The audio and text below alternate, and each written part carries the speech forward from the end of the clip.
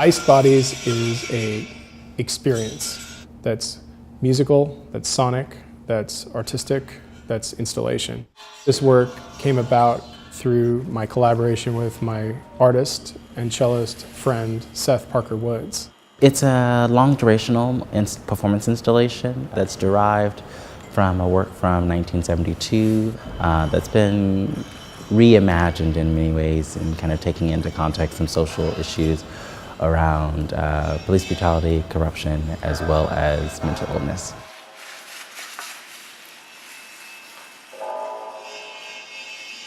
The work in many ways is a reflection of my time here at Dartmouth. To make this work possible, I worked with the Thayer School of Engineering, the wood shop that's here in the Hopkins Center, the machine shop in Thayer, and consulting and collaborating with multiple studio art professors and instructors.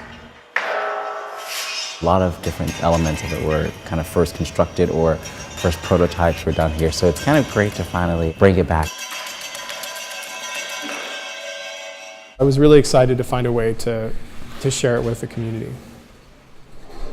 I mean, the piece in many ways was born at Dartmouth because I quite frankly can't imagine another place that I could do this piece or to create this piece.